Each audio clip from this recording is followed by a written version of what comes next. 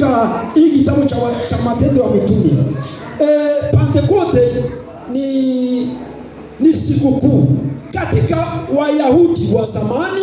Ukisoma katika kitabu cha Kutoka sura 34 shairi lake la 22 panasema ni sikukuu, ilikuwa sikukuu kubwa, sikukuu ya mavuno. Walileta wote dunia mzima, Yerusalemu ndiko kulikuwa madhabahu makubwa, wanabeba kule mavuno kwenda kuonesha kumwambia Mungu wa Israeli, utubariki, umetutendea mema, tumeona baraka zako katika hii mwaka.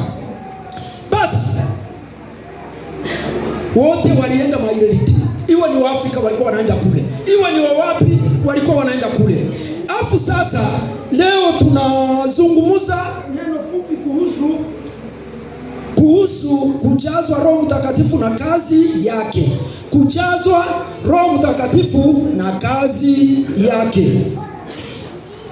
Yesu wakati alikuwa hapa kwa dunia, alikufa akafufuka. Nakumbuka wale watoto wameimba nyimbo, wamesema Roho wa Mungu uko juu yangu kwa sababu amenitia mafuta ili niwatangazie wafungwa habari njema. Objective ya Roho Mtakatifu kuingia ndani ya dunia, ndani ya watu, ni kusudi watu watumike kazi. Yeye anayejazwa, mitume wa kale walipojazwa waliishi namna gani? Walifanya nini? Walikara? Hapana. Biblia inasema hapo. Tulisoma hii kitabu ya Matendo ya Mitume.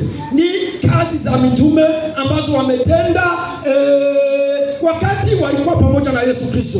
Yesu Kristo wakati alikufa, alifufuka nyuma ya siku 15, nyuma ya siku 14 akapanda mbinguni.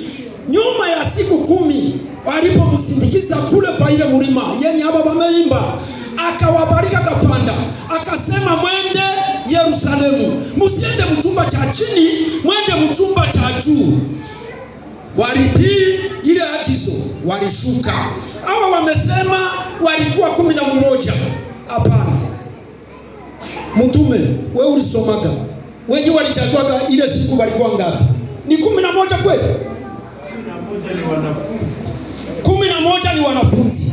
Wenyewe walijazwa ile siku walikuwa 112, wanawake kwa wanaume. Wale wote Biblia inasema walikaa ndani ya ile nyumba, wakati wako mule wanachunga agano ama ahadi